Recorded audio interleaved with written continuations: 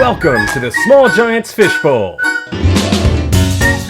This topic is Top of Mind, the truth on creating habits to stay on top of people's minds. Hear about tactics and habits that can be implemented to use content in unique ways that will assure you stay top of mind for the people that matter most to you. Led by Small Giants John Hall, CEO and co-founder of Influence & Company. Okay, here we go.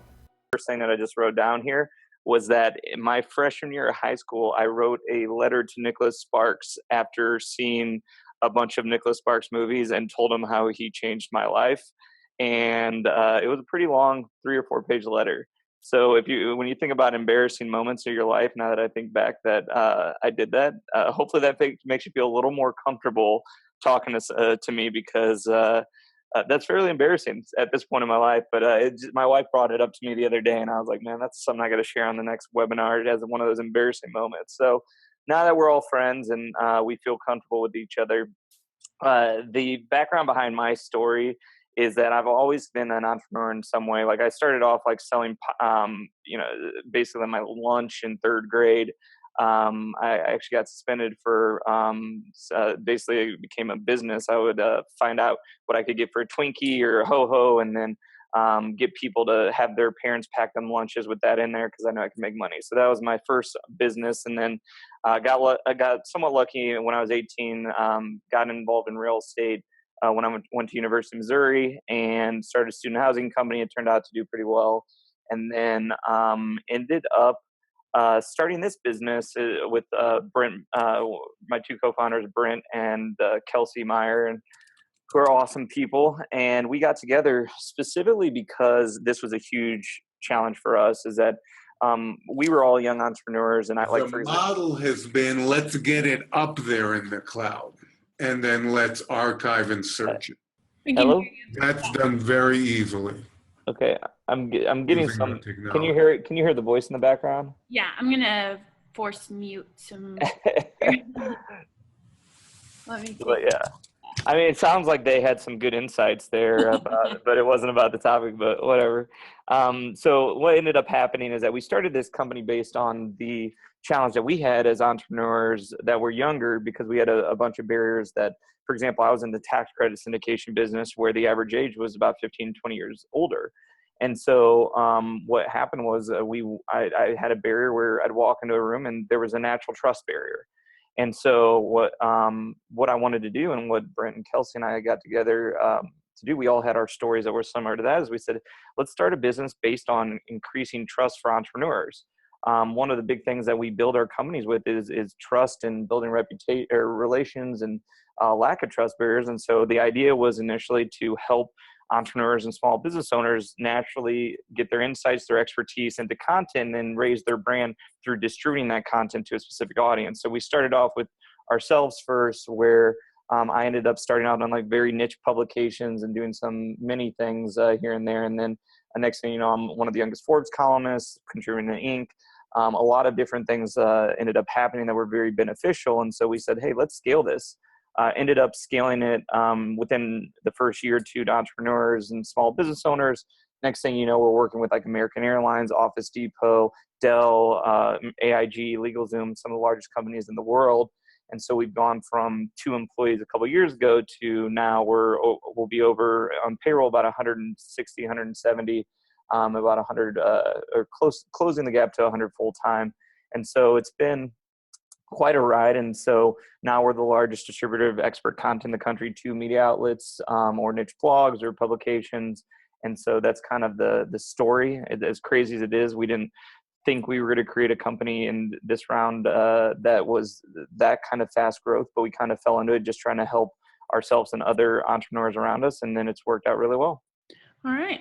Well, that's a great background. And so we will go ahead and lead into the main show, I suppose. Awesome. So really to kind of dive into this, it's kind of fun for me to talk about this. So just so you have background, this topic is what the new book is about. It's being published by McGraw-Hill in April. And so I really haven't, we actually just finished writing it. And so the content's relatively new that we've just been going over in the last 3 to 4 months, 6 months some of the new keynotes. And really what was kind of interesting about this topic is called top of mind. And it's something that is becomes extremely important to me, and just in the last, you'd say, year or two, but it's always been a part of how I do business, and a lot of other people do it, but a lot of times we don't call it out and recognize it. And so the idea is that it's about staying on top of people's minds in a very natural way, so that when they are thinking of a, let's say, in a buying decision, or they think about your area, you naturally come up. And as crazy as it is, there's a science behind it where you're wanting to go from people's short-term memory to long-term memory. So part of, for example, content marketing, the area that I'm mostly in, is it's not rocket science. It's simply put, you're staying consistent on people's mind, where you're creating content, engaging them consistently, and you're moving from their short-term to long-term memory. And that process is called consolidation, when neurons are basically firing and they're saying, hey, this means a lot to us, or we got educated, and they're firing all at the same time. And over time, they consistently fire so that it sticks in and moves from your short-term to long-term memory. And so that's a process called consolidation. So I became obsessed with this and dove really deep into it, because I talked about it in one keynote. It was in Phoenix last year. And a lot of people came up to me afterwards and they go, it's fascinating that we've never really even thought about this goal of going from people's short-term to long-term memory. So I started studying it in a way where it was kind of fascinating to see that this stuff happens all the time, but you just don't notice it. And the people that are sometimes the most successful and also the happiest. I know Small Giants is really big about not just professional success, but personal success and being content and happy. And what I realized is that it's a great way to across your life actually build and help relationships, not just in business. And for example, one of the ways to stay top of mind is consistency. So you have to create habits. And so those habits aren't just formed professionally. You have to put them across your life.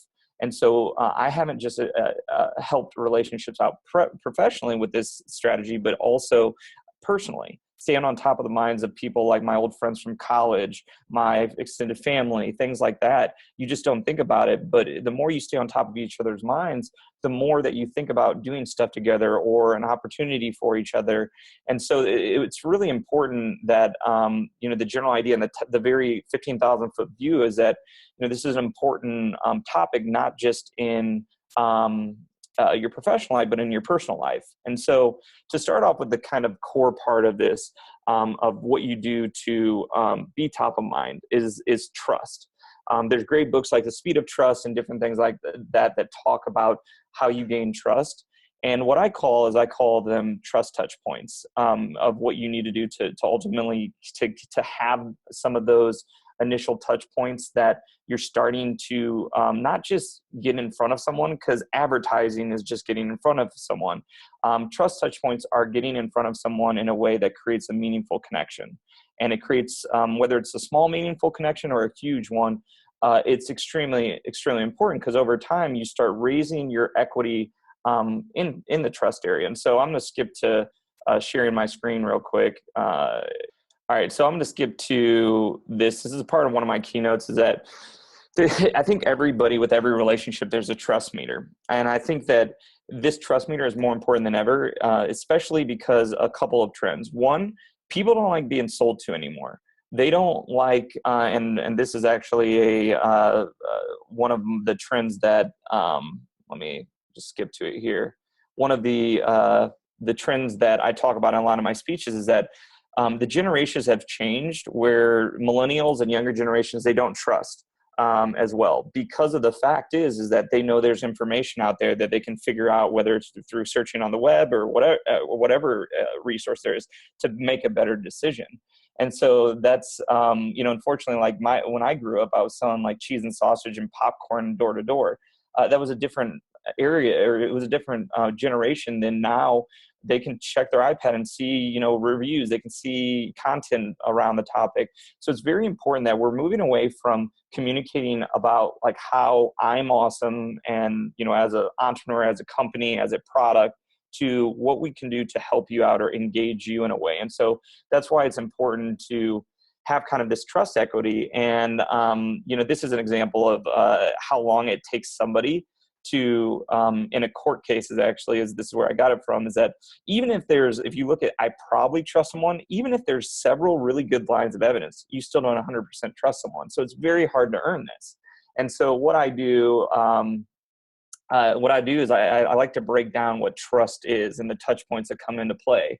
And so, these are some of the things based on kind of this conversation that I picked out. A lot of times I have 12 or 10 of these, but I picked out 5 of them here. And so just because these are things that, personally as an entrepreneur, I've really benefited from, is working on authenticity, working on thought leadership, brand awareness, working on likability, educating people. And most importantly, the one that's been most beneficial to me is helping others. I'll get into a few of these examples, and I'd love to get some feedback, and if somebody has any questions or examples of some things that they've done, because the first one is authenticity, which was a huge challenge for me. Most of my life, I would say, have not been authentic. I've always tried to be someone that I think other people want to see, and kind of a showy person. I would say that even when I was 20, 25, even right before starting this company, I truly wasn't very authentic. I was very showy, egotistical, and not really myself and who I wanted to be. And I have this picture of Aladdin up there. Unfortunately, I watch Aladdin probably every 3 days, because I have a 3-year-old daughter that loves the show. And there's a part in Aladdin where somebody or where the genie is basically telling Aladdin to be himself. And Aladdin is not. He's trying to act like the prince, somebody he's not. And I'll tell you, the first couple of times I saw this, my daughter, she's extremely bright, and she looks at this and she goes, "Daddy," she goes, "Why?" And she gets very frustrated that Aladdin is acting this way. She's like, "Why doesn't he just tell him she's not a prince?" And she's almost 4, so I know that's fairly. She just realized, you could just tell that she did not like how he was acting. And I think that feeling that my daughter has at age 3 or 4, I don't think that changes. I think that over time, that's an instinct, it's a gut when we're having a conversation with somebody, or we're reading something. There's this bullshit meter that we have internally, and that's what my daughter had, is he's being basically he's full of crap. And my daughter didn't like it, and I don't think that goes away. And I think sometimes we forget it just because people, as they get older, are nicer to us, and they don't call us out directly and say, "Hey, you were full of crap there," or "Are you really acting like this?" Or "Is that really you just don't do that." My daughter, who is 4 or almost 4 here, she doesn't have that kind of what would you say, the thing in between that that kind of prevents you from doing that shield. And so something that I've actually put in my own writing is that and how I present my brand. This is an example of me talking about how I'm a terrible writer, or I said I'm not a great writer. Running one of the fastest growing content marketing companies in the United States, and you admit as a CEO you're not a great writer, is a fairly vulnerable thing. And I was inspired by this is because I saw Jeff Jones, the CMO of Target, write an article about The Truth Hurts. And it was about how Target was really struggling. He was just being honest with the audience and saying, "Guys, we're kind of lost right now. We're trying to figure it out. And we've made some huge mistakes here." And I loved it. I felt connected to them. I even found myself in a Target shortly after that.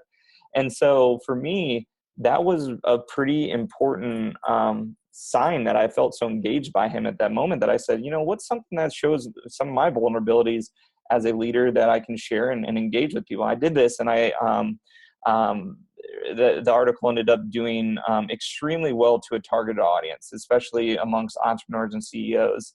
They reached out to me and they said, "Hey, we actually either don't like writing, or I don't have the time, or this," and it ended up being a pretty cool experience. So that was an example of me showing some vulnerability. And so at the same time, I don't know if anybody has anything to add, but is there any things that you've done to be more authentic in towards people, or are there things that you haven't done? It's something that when you talk about a trust touch point, when people know what they're dealing with, they end up wanting to deal with you more, and your attraction, you naturally give off an attraction of that. Even like, I'll give you an example. One of my bosses that I didn't work for many bosses, but when I did work for a boss, he was kind of a butthead, but at the same time is that I knew what I got from him. Like I knew, I was like, hey, and I'll just tell you his name's Jeff, and I said, Jeff, there's no secrets with you. Like I get, you get what you're seeing. And that was something that was attractive. So, I've tried to do that. And so I don't know if anybody else has had this dilemma or any insight on this, but I'd love to open it up for discussion. If not, then we can keep powering through it.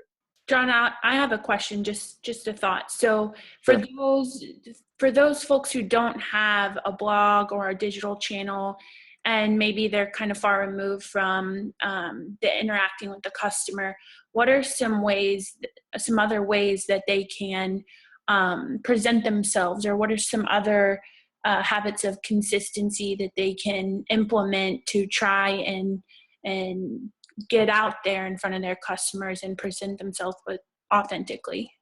Well, there's a lot of, anytime you're interacting, it's not just customers, any form of stakeholder, authenticity is huge. Mm-hmm. And a lot of times you get caught up in not being authentic. And so like something, and I'll skip to a part, hold on. This is don't mind the natural Backstreet Boys thing, shout out there. But so going towards this speech, and this is a long speech, and so that's why I'm trying to power through it here. There's my daughter, by the way. But this is something, authenticity and likability go together pretty hand in hand. And so something that and I'll talk about likability, and then I'll have the takeaway that you're kind of asking for. Likability is another thing that people naturally want to deal with people they like more. And also you prevent negative brain advocates. There's a lot of things that you can really, like, even if someone likes you, that's extremely powerful. And so the way I look at likability is you have the Paul Rudds on one side, which is like the most likable person in the world. And then on the other side, you have Matt Clark. He's my high school English professor that made us read like a ton of books in one semester, which I hated him at the time for it. I was like, this is ridiculous. But he made us read To Kill a Mockingbird, Catcher in the Rye, a lot of the Great Gatsby, a lot of the classics. At the time, I didn't necessarily like him, but he ended up making me so much better that I ended up respecting him so much, which is a form of likability. And so then I put Mark Cuban in the middle because he's somebody that battles with this a lot. And we've worked with Cuban Shark Tank companies before, and I met with him twice, or I met him twice, and that's come up where he even struggles being that kind of prominent figure with kind of the balance. He wants to be the Paul Rudd where people like being around, but he also wants to make people better. And so so this pairs well with authenticity, because something I would do if I were you is I would look at, like, this is a list that Jeff Hayden, one of my fellow Ink contributors, did. And he basically wrote, this is when I was searching for how I have a kind of self-awareness, is am I likable, am I authentic? And an exercise to go through is actually make your own list. Like, what are things that you think are authentic, likable, things you value in other people? Whether you're interacting with them, whether they're a customer, like let's say back to, this goes back to like Sam Walton bagging his own groceries, or bagging groceries and being that likable character that people want to interact with.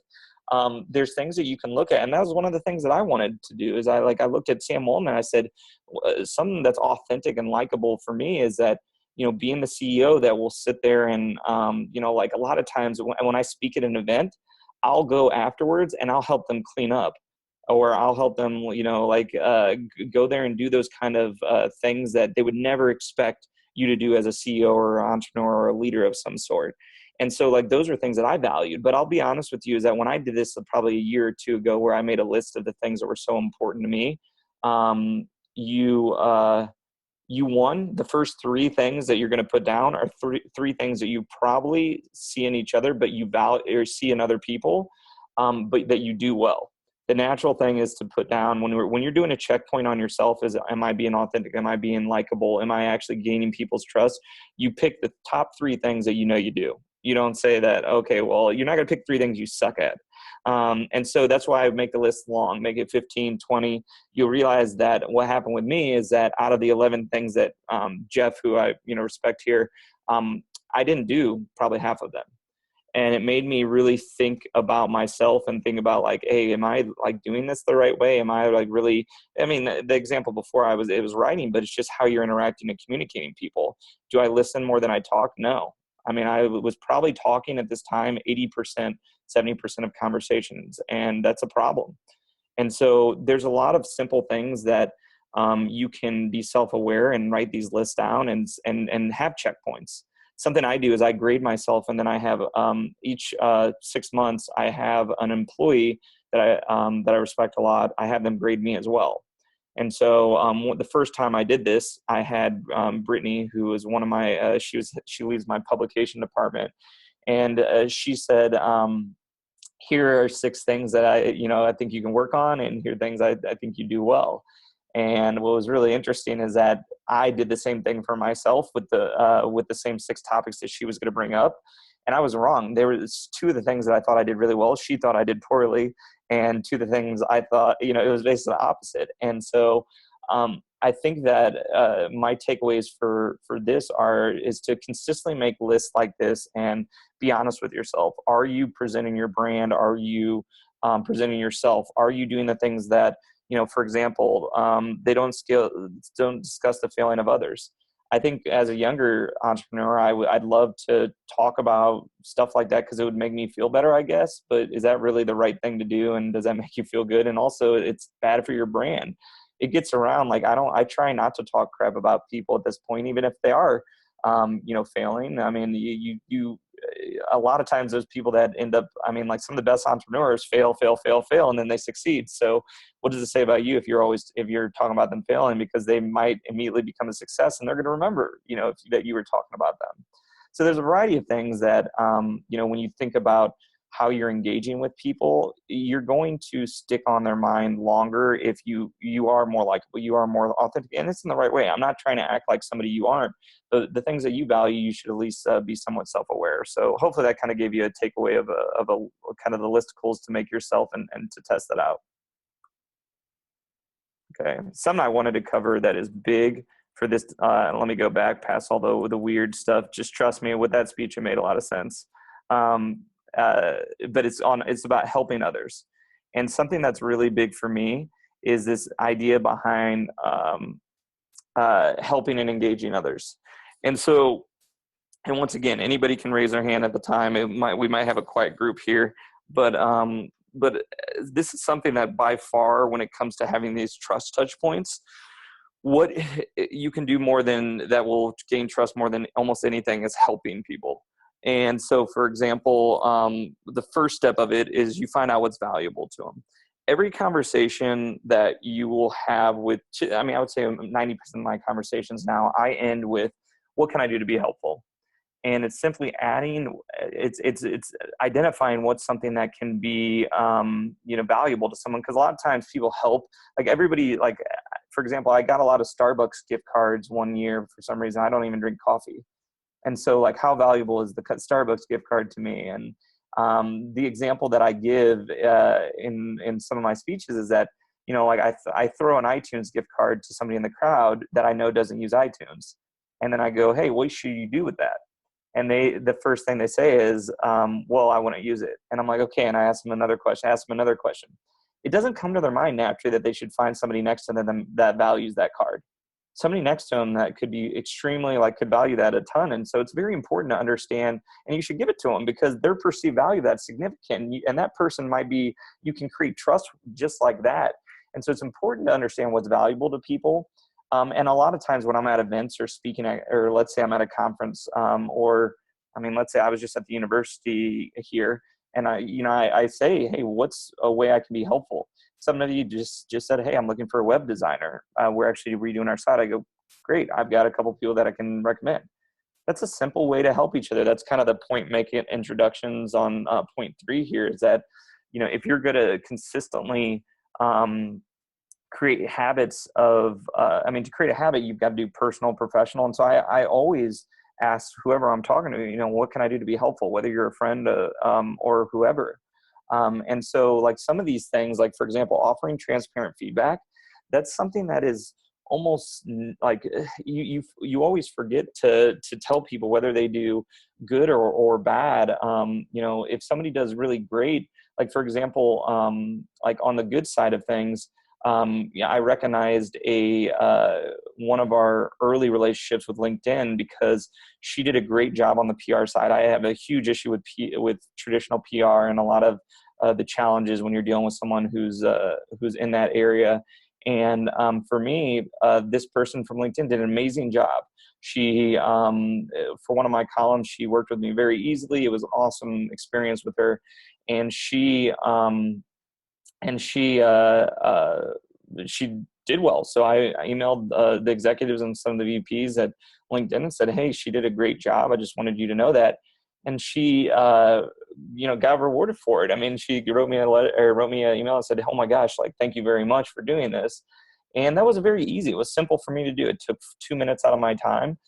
We ended up about 6 months later we helped LinkedIn with their contributor program, which was a big deal for us as a young company. And it built a lot of credibility around what we were doing.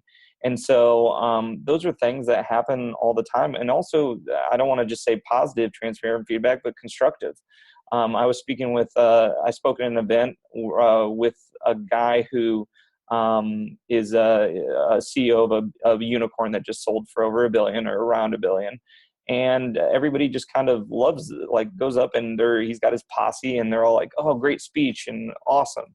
And he comes to me and he says, "Oh, what'd you think about it?" And I go, "Honestly, I'm just being honest with you. I didn't find it that engaging. I feel like you talked about all your successes and just being successful. Awesome. We did this." When in reality is that, everybody already knew you were successful and you did well. Why don't you actually talk about what could be valuable to this audience and focus on that? And he goes, "Well, thanks for the feedback." The same guy pulled me aside later on where they were having a birthday party for one of their personal friends. And he said, "Hey, I want to invite you along." Like this guy. And the way he introduced me is like, "Hey, this guy, helped me out with my speech and did this." And I was like, "Oh crap, like that's interesting." And it's very interesting how people respond when you truly are helpful. Now, if I would have said, "Hey, I thought you sucked," and had negative intention to make myself feel better for speaking at the same event. But I think giving off that I'm truly trying to be helpful is a very powerful thing. And so with this topic of helping, one of the problems is that you can't really scale some of these things. It's very hard to scale it. One of the best ways to scale it is the one at the bottom. It's sharing knowledge. Something that we do as a company, we looked at one of the best ways for us to share knowledge and how we want to help people in our audience and customers and relationships. And that's why we created our knowledge bank, and where we have a blog that is actually people are very engaged with. And we are consistently sharing knowledge. We're consistently speaking at events. We're consistently doing webinars. Even this last call I was on was an email was an introduction from a friend, and it's a potential sale, but I jumped on it to help educate it because they have a fairly, I think, complex ask what they're looking for. And so I jumped on it to be as helpful as I can, not just because of the sale, but also because to be helpful with sharing that knowledge. And so that's not a scalable, but what is scalable is when you actually, do email newsletters, when you write, blogs, when you actually get published externally. Those are scalable where you can reach millions, thousands, hundreds of people.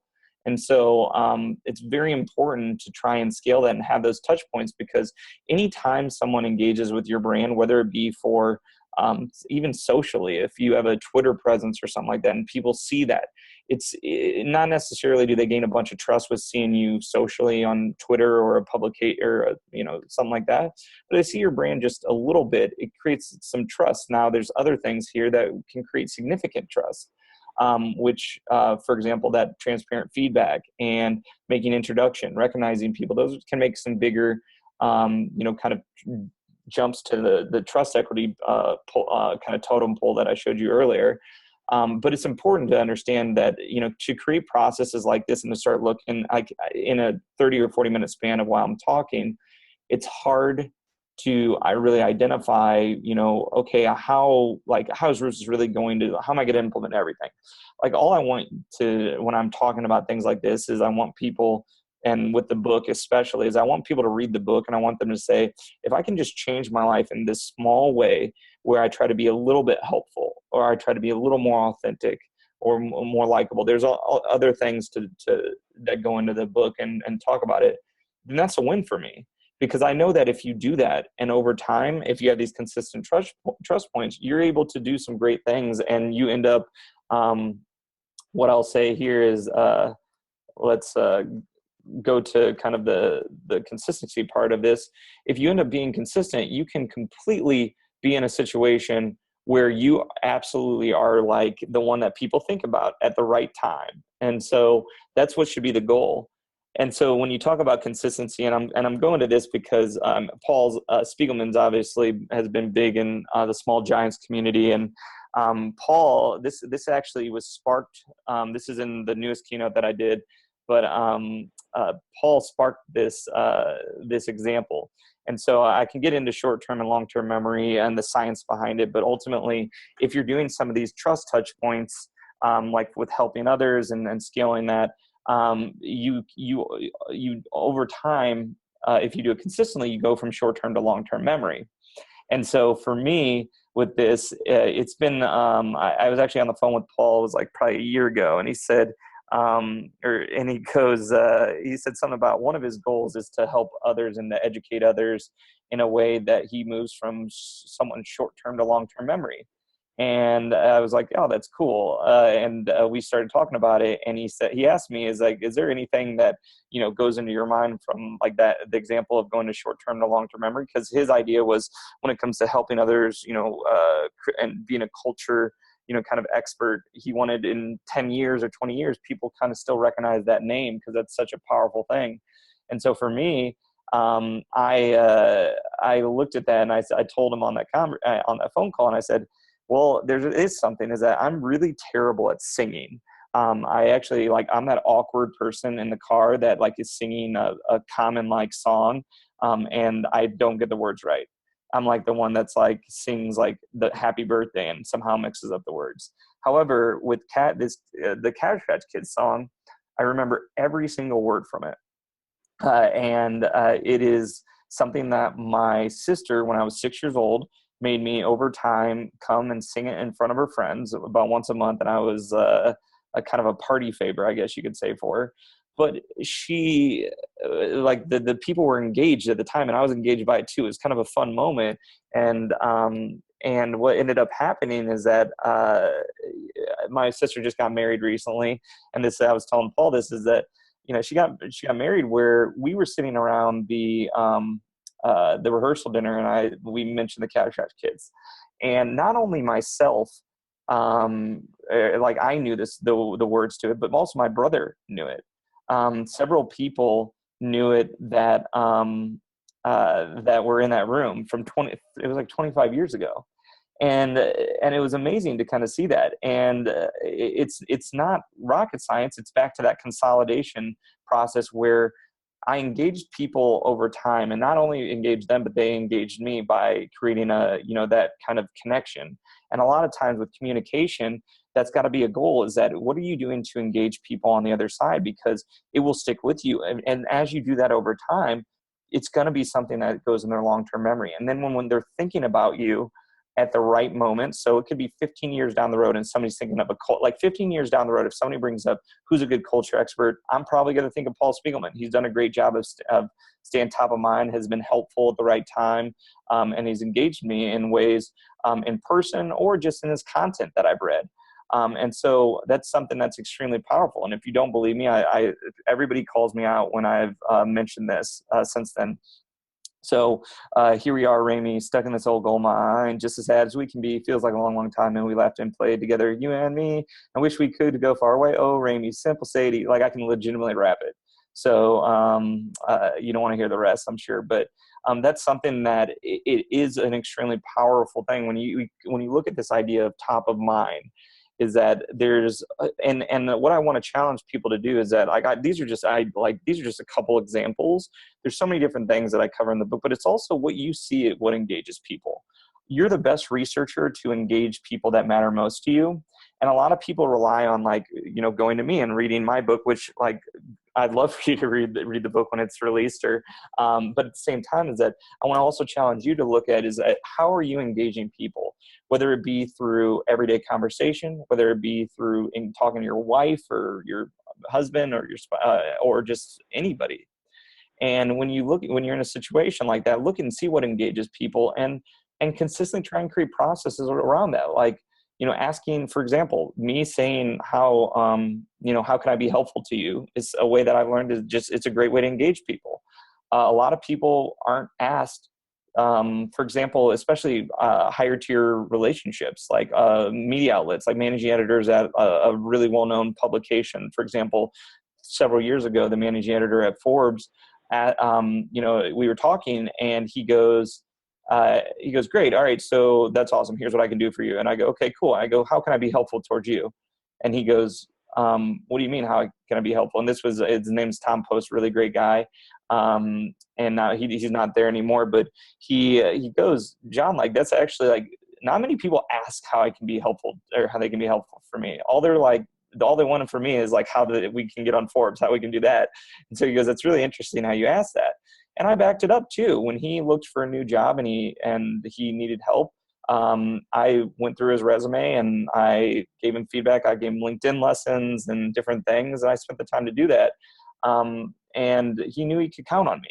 I was one of the first people he talked to when he was leaving. And he's not only a great, smart guy, but he's also, like, it meant a lot to me that he came to me as one of those people that cared about him beyond just the job. And so those are some things, and obviously it's kind of almost, you could say that's dumb at a certain point, because he's a great connection into a publication, and he's leaving, and why would you help someone do that? But you want to be helpful, you want to care about people in the long term, and I've just learned that it not only makes you happier, but it also it keeps you so that I don't think I'll be forgettable. I think if you run into Tom, I think Tom would say that he remembers me. And thinks about us when something comes up in our area. And so I think that there's a variety of different things that you can do in your everyday life, and whether it be professional or business, to engage people in different ways, and then create those processes like that. I ask people that question that is almost a habit of you doing. And what ends up happening is that over time, you naturally create this attraction towards you, that people know that they want to deal with you, they want to work with you, they think about you. Where, like, for example, once I started really focusing on this, our partner referrals and client referrals went up substantially. If you stay on top of their mind at the right moment, they're going to come to you, they're going to recommend you. And that's not just to come to you as a client. That could be somebody asks, oh, do you know somebody in this area? Now, in the area of, let's say, in our space, content marketing, there's a lot of different content marketing companies out there. But the idea that we come in a lot of people's minds first, and that's a huge differentiating factor. In my mind, it's a competitive advantage, that if you can get that where you are coming to their mind first and they come to you first to recommend, to even be a brand advocate. Simply somebody saying, oh, do you know John Hall or Influence & Co over there? Like, you should talk to them. I think that's a huge thing. And so I know I've been talking for a while, and I want to open up, but it sounds like we've got a quiet group. But if anybody else wants to ask a question or chat or have a conversation, let's do it. Yeah, I don't have anything right now in the chat box. So if anybody wants to send us some questions to hello@smallgiants.org, we're happy to pass those along and make that introduction. John, if that's something you're comfortable with, putting you on the spot. Sure. But I actually have a question. Sure. Hey, Adam, how you doing? Hey, good. How are you? Good. I'm really interested in the kind of long-term and the short-term memory. I'm in the executive recruiting business, Mm-hmm. and a lot of the business, I get most of my business from referrals, and it's fundamentally about being top of mind when the opportunity arises, either for them or for someone they know. Yeah. So, I've tried to practice some of the behaviors that you described, just because, that's me. And I think most people, by definition, who affiliate with Small Giants feel the same way. Is there any more color that you can shed on, how you become? Sure. Yeah. And someone who people think about? I'll Yeah, go yeah. on mute for that. Yeah, exactly. And thanks for this is exactly the type of a lot of the stuff I'm talking about is fairly general, and this is exactly the type of question that I love to hear. So thank you for asking that. And so the partnership referrals and client referrals with this it's extremely important that you put in a process into place. So I'll give you an example of what I've done and implemented is that. So with our partners, we have different phases of what happens at different times when something happens. Like for example, as soon as somebody sends an intro or does something positive, we also reward for that. So we send them in either a gift with a personalized note, or we will do something where it's initial rewarding that action. Then after a period of time, there is, I don't know if you use any software for this, but ones I'd recommend for this community are like Contactually, Relate IQ. They're ones that put basically timings on how you nurture partners and important contacts. And so you might say, like, a lot of the thing that comes up where, like, with people like you, Adam, you're like, oh yeah, I get a lot of client referrals and partnership referrals, but you're not optimizing them so that you are like, it's actually a process in place. So something we do is that as soon as we get a referral, and also we are like, actually, let's talk about what I did yesterday. So there was a partner that we took on where they didn't send a referral. So before we even sent a referral, we actually were doing a blog post that related to what they were talking about. So we wanted to initially start off on the right foot by saying, hey, we're writing a blog post and would love to cover you in this. So that was a simple way of helping even before. And I think setting up partnership and referrals where you're not just always asking them for something. When you do see the opportunity, really try to do that. So we try to have processes in place where initially when we meet somebody, what can we do that's helpful right out the gates? Sometimes it's as simple as sending, like I said, we do gifting. A lot of like something I just did with a partner was we sent a personalized Corksicle bottles because they really like wine, but it's not just for him, but it was also for his wife. And then we wrote a personal note. And so then at that process, after that, let's say 3 months go down the road, something that we'll do is that we'll get a notification either through Contactually or Relate IQ, whatever one you're using, or you could use like a HubSpot, a CRM system of some sort, but it will say, hey, have you touched base with this person? So, for example, we have touch point times where you're automatically notified. One that we're not automatically notified, that is just a common one, is around the holidays. We'll send virtually every single partner will send a note that just says, hey, just so you know, looking forward to a good 2017. Let us know if there's anything we can do to be helpful. I was just thinking of you. And we send that on the day. We time it exactly around the holiday season, because as much as people say they don't work, they still will look at it. And it creates a relationship that's not just professional, but personal as well. And so we'll do that as well. And so we have all these things that we call them assets in a way, and to have these touch points so that, like, let's say, Adam, you become a partner of ours. I can guarantee you that over the year, you'll get at least probably 3 or 4 touch points. They'll be in different ways of communication. Some could be like, as you know, something like a gift, or, but another thing might be simply, I mean, it could be even like a meet in person. One of our people are in your city and we'd love to take you out for lunch. Or it could be something that we just thought you would like, a piece of content, because we just wrote an article in HBR about content recruiting and how it is affecting executives. We might send that to you. And so for us, who has 1,000 partners or so, you might be like, well, damn, that's a lot of partner. Like, how do you do that? And it's just setting up the processes where we use some of that software. We have the assets really like for example, we use a gifting expert now. So John Ruhlin is a gift Ruhlin Group. They're one of the most well-known gifting experts out there. And all we do is we send them a spreadsheet, an Excel doc every month that has the people identified, like the 20 or 30 people, and he'll send a personalized note with what we, put in it with the personalized gift and all that. And some of even his gifts, like he'll send a knife set to someone's spouse who loves cooking. And every month, every 3 months, they get a new addition to the knife set so that it keeps it top of mind. And then we also choose even small things. Like, I'll give you an example. Oh, crap. Here's one. So as simple as this, even if you don't have the money to spend a lot on things, like for people that we know, like we send this chapstick here, and it's Influence & Co. chapstick. Like, just think how many times a day I do this. You know, it's in your hand. You see the color, you see the branding. Once a day at least, I use that. Somebody, the head of content from LinkedIn, told me that something we sent him with socks. They're Influence & Co. socks, which I have over there, but I won't run across the room. But we sent it to them, and he said, I think about your company every single day. And I go, what do you mean you think about our company every single day? He goes, because I go into my sock drawer, and in there is a pair of blue socks when all of my other socks are black and brown. And so like I go in there and immediately there's this like connection. And so there's those things. That's just a gifting example. There's obviously tons of other things that you can do, but we process everything we do, we process that out. There's somebody on my staff that is in charge of doing that. We keep in, we keep the document, even if it's in Excel, that's great. But if it's in like one of the softwares for the CRM, we have that, and it's that person's job to consistently do that.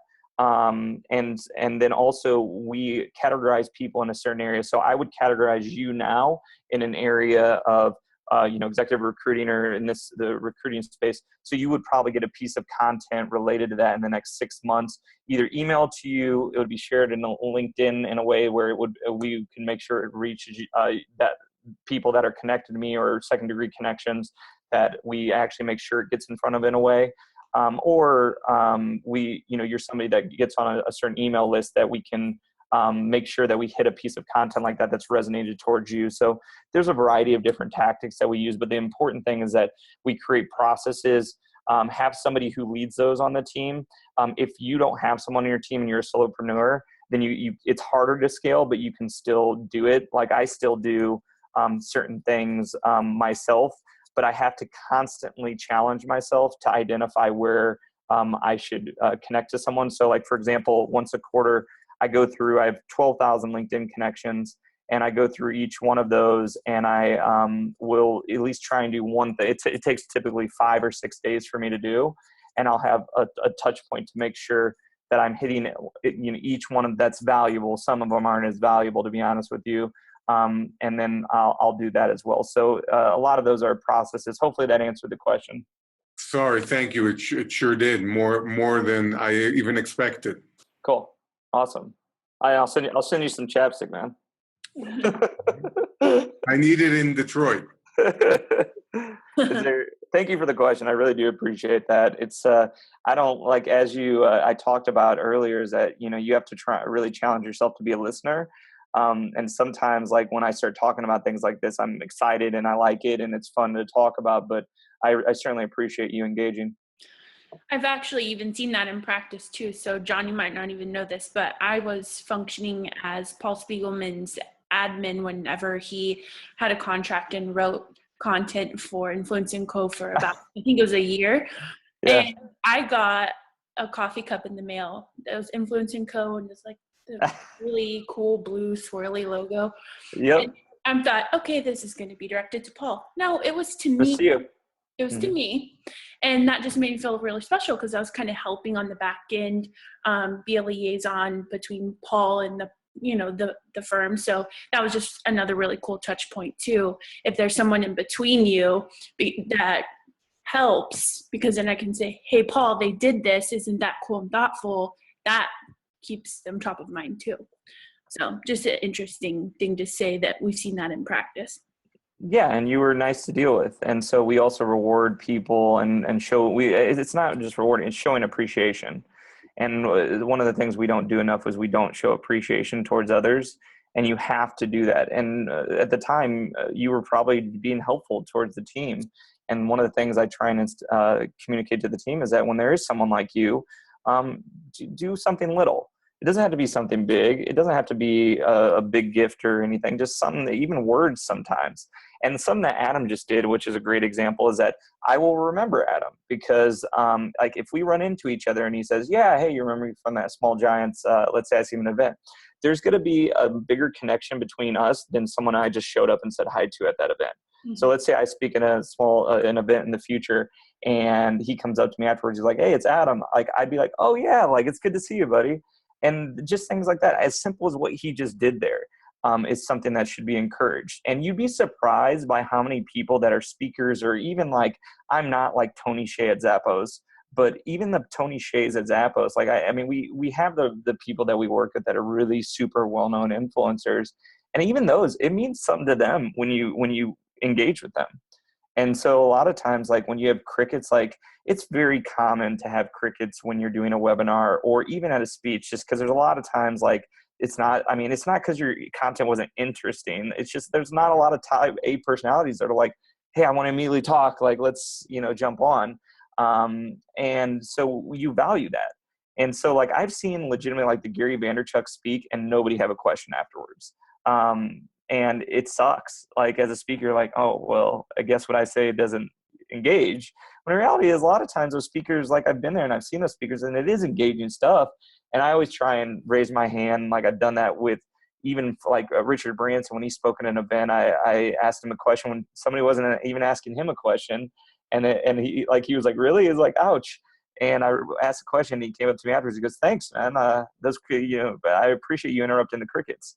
And so I think there's times like that where Adam, like I love, like, as you can tell, I love recognizing and showing appreciation. And so that's an example of kind of this idea of being top of mind. Do these little things so that you can be a little more memorable.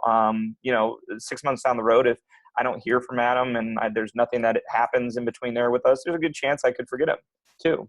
And no offense, buddy, but it's more of like there's a lot of stuff that happens in a situation where you meet so many different people. And so that's why that consistency is important. Now, if, in 6 months I see him or 4 months I see him at an event, and it kind of creates those neurons again, that consolidation process happens where he gets closer to long-term memory. And ultimately with, relationships in any way, that should be the goal, so that let's say after that, I don't see him for 2 years, but something comes up with executive recruiting. And I go, hey, my friend Adam from Detroit, you got to talk to this guy. I haven't talked to him in 2 years, but I'll send the intro. Those are things that are pretty powerful. Okay, well, that's it for this one. Check out more Fishbowls exclusively for the Small Giants community at smallgiants.org.